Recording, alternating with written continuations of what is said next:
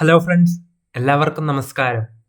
Controller and auditor ജനറലിനെ കുറിച്ച് PSC പരീക്ഷയെ മുൻനിർത്തി ഏറ്റവും അത്യാവശ്യമായി അറിഞ്ഞിരിക്കേണ്ട കാര്യങ്ങളെ നമുക്ക് പെട്ടെന്നൊന്ന് നോക്കാം.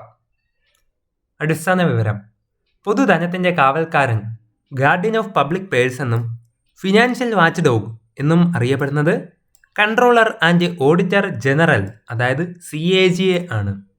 പൊതുധനത്തിന്റെ കാവൽക്കാരൻ, ഫിനാൻഷ്യൽ വാച്ച് ഡോഗ് എന്നും വിളിക്കുന്നത് CAGA ആണ്.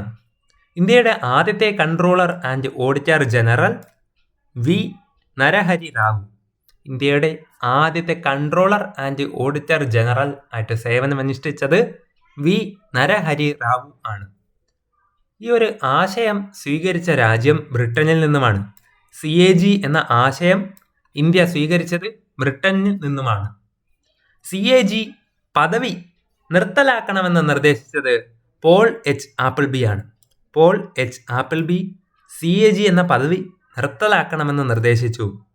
ഇന്ത്യൻ ഓഡിറ്റ് ആൻഡ് അക്കൗണ്ട്സ് വകുപ്പിന്റെ തലവനാണ് controller and auditor general. Indian audits and accounting വകുപ്പിന്റെ തലവൻ കൂടിയാണ് CAG. ആദ്യമായിട്ട് നിയമപരമായിട്ടുള്ള അംഗീകാരം ലഭിച്ചത് 1919 ഗവൺമെന്റ് ഓഫ് ഇന്ത്യ ആക്ട് പ്രകാരമാണ് CAGക്ക് ആദ്യമായി നിയമപരമായിട്ടുള്ള അംഗീകാരം ലഭിച്ചത്. ഇതിനെപ്പറ്റി CAGയെ പറ്റി പ്രതിപാദിക്കുന്ന ഭരണഘടനാ ഭാഗം എന്താണ്? ഭാഗം 5. ഭാഗം 5ലാണ് CAGയെ പറ്റി പ്രതിപാദിക്കുന്നത്. CAGയെ പറ്റി പ്രതിപാദിക്കുന്ന ഭരണഘടനാ ഭാഗം 5.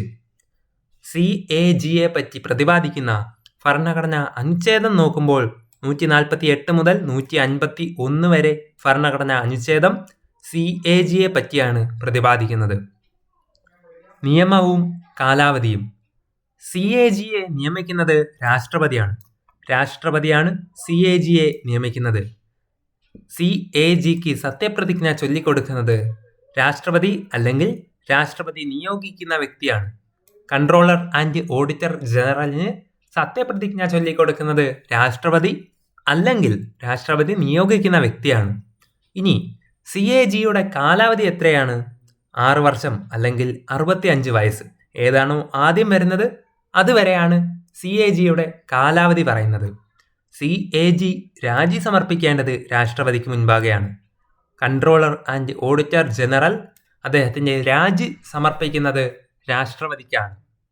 പദവിയിൽ നിന്നും നീക്കം ചെയ്യൽ: പദവിയിൽ നിന്നും CAGയെ നീക്കം ചെയ്യുന്നതും രാഷ്ട്രപതി തന്നെയാണ്. രാഷ്ട്രപതിക്ക് മാത്രമേ CAGയെ അദ്ദേഹത്തിന്റെ പദവിയിൽ നിന്നും നീക്കം ചെയ്യാനുള്ള അധികാരമുള്ളൂ. നടപടിക്രമം: സുപ്രീം കോടതി ജഡ്ജിയെ നീക്കം ചെയ്യുന്ന അതേ നടപടിക്രമം പാലിച്ചുകൊണ്ടാണ്, അതായത് പാർലമെന്റിന്റെ പ്രത്യേക ഭൂരിപക്ഷം ആവശ്യം ഉണ്ടെങ്കിൽ മാത്രമാണ് CAGയെ അദ്ദേഹത്തിന്റെ പദവിയിൽ നിന്നും നീക്കം ചെയ്യാൻ സാധിക്കുകയുള്ളൂ. അധികാരവും ചുമതലയും നോക്കാം. കേന്ദ്ര സംസ്ഥാന സർക്കാരുകളുടെ വരവും ചെലവും ഓഡിറ്റ് ചെയ്യുന്നതാണ് CAG ആണ്. കേന്ദ്ര സംസ്ഥാന സർക്കാരിന്റെ വരവും ചെലവും ഓഡിറ്റ് ചെയ്യുന്നതാണ് CAGയുടെ പ്രധാനപ്പെട്ട അധികാരവും ചുമതലയും. അതേപോലെ തന്നെ കേന്ദ്ര സംസ്ഥാന സർക്കാരുകളുടെ അക്കൗണ്ടുകൾ പരിശോധിക്കുന്നു. സർക്കാർ കമ്പനികളുടെയും പൊതുമേഖലാ സ്ഥാപനങ്ങളുടെയും ഓഡിറ്റ് നടത്തുന്നതും CAG തന്നെയാണ്. കേന്ദ്ര സംസ്ഥാന സർക്കാരുകളുടെ അക്കൗണ്ടുകൾ പരിശോധിക്കുകയും ചെയ്യുന്നുണ്ട്. സർക്കാർ കമ്പനികളുടെയും പൊതുമേഖലാ സ്ഥാപനത്തിൻ്റെയും ഓഡിറ്റ് നടത്തുന്നതും CAG ആണ്. പാർലമെന്റിനും നിയമസഭകൾക്കും സാമ്പത്തിക ഉത്തരവാദിത്തം ഉറപ്പാക്കാൻ സഹായിക്കുന്നതും CAG ആണ്. പാർലമെന്റിനും നിയമസഭകൾക്കും സാമ്പത്തിക ഉത്തരവാദിത്വം ഉറപ്പാക്കാൻ സഹായിക്കുന്നു CAG. സർക്കാർ ചെലവുകൾ നിയമാനുസൃതം ആണോ എന്ന് പരിശോധിക്കുന്നതും CAG ആണ്. CAGയുടെ അധികാരത്തിൽപ്പെടുന്നതാണ് സർക്കാരിന്റെ ചെലവുകൾ നിയമാനുസൃതമായിട്ടാണോ ചെലവാക്കുന്നത് എന്ന് പരിശോധിക്കുന്നത് CAG ആണ്.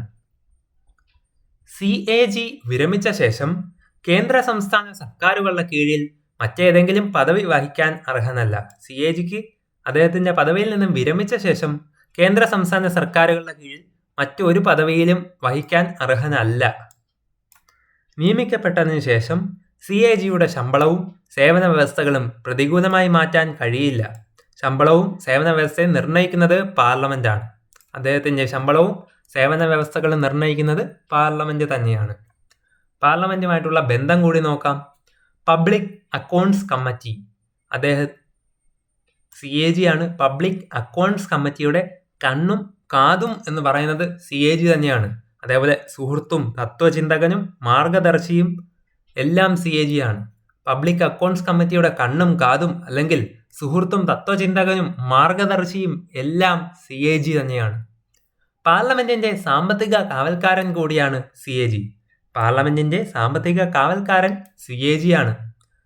CAG റിപ്പോർട്ടുകൾ പരിശോധിക്കുന്ന പ്രധാനപ്പെട്ട പാർലമെന്ററി സമിതിയാണ് പബ്ലിക് അക്കൗണ്ട്സ് കമ്മിറ്റി. CAG റിപ്പോർട്ടുകൾ പരിശോധിക്കുന്ന പ്രധാനപ്പെട്ട പാർലമെന്ററി സമിതി പബ്ലിക് അക്കൗണ്ട്സ് കമ്മിറ്റി, PAC എന്ന് ചുരുക്കമായി എഴുതാം.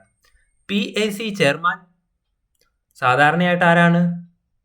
പ്രധാന പ്രതിപക്ഷ കക്ഷിയിലെ അംഗത്തെയാണ് PACയുടെ, അതായത് പബ്ലിക് അക്കൗണ്ട്സ് കമ്മിറ്റിയുടെ ചെയർമാനായിട്ട് ഇരുത്തുന്നത്. റിപ്പോർട്ടുകൾ പാർലമെന്റിൽ സമർപ്പിക്കുന്നത് രാഷ്ട്രപതിയാണ്. ഇവർ കൊണ്ടുവരുന്ന റിപ്പോർട്ടിനെ പാർലമെന്റിൽ സമർപ്പിക്കുന്നത് രാഷ്ട്രപതിയാണ്. സംസ്ഥാനങ്ങളിലെ റിപ്പോർട്ടുകൾ നിയമസഭയിൽ സമർപ്പിക്കുന്നത് ഗവർണറുമാണ്. അപ്പോൾ ഇന്ത്യൻ പാർലമെന്റിലായപ്പോഴേക്കും അത് റിപ്പോർട്ട് സമർപ്പിക്കുന്നത് രാഷ്ട്രപതി, സംസ്ഥാനങ്ങളിലെ റിപ്പോർട്ട് നിയമസഭയിൽ സമർപ്പിക്കുന്നത് ഗവർണറുമാണ്. പ്രധാനപ്പെട്ട ശ്രദ്ധേയമായ വിവരം: കൺട്രോളർ ആൻഡ് ഓഡിറ്റർ ജനറലിന്റെ വ്യക്തവും വിശദവുമായിട്ടുള്ള പരിശോധനയും ഉപദേശവും ലഭിക്കുന്ന പാർലമെന്ററി സമിതി പബ്ലിക് അക്കൗണ്ട്സ് കമ്മിറ്റിയാണ്. കൺട്രോളർ ആൻഡ് ഓഡിറ്റർ ജനറലിന്റെ വ്യക്തവും വിശദവുമായിട്ടുള്ള പരിശോധന, ഉപദേശവും എന്നിവ ലഭിക്കുന്ന പാർലമെന്ററി സമിതി ആണ് പബ്ലിക് അക്കൗണ്ട്സ് കമ്മിറ്റി, അതായത് PAC ആണ്. ഇന്ത്യയിലെ ആദ്യത്തെ വനിതാ CAGയെ കുറിച്ച് നമുക്ക് നോക്കേണ്ടതുണ്ട്. ഇന്ത്യയിലെ ആദ്യത്തെ വനിതാ CAG, ഇതുവരെ ഇന്ത്യയിൽ ഒരു വനിതാ CAGയും ഉണ്ടായിട്ടില്ല. ഇന്ത്യയിൽ ഇതുവരെ ഒരു വനിതാ CAG പോലും ഇല്ല. വിനോദ് റായ് വനിതയല്ല.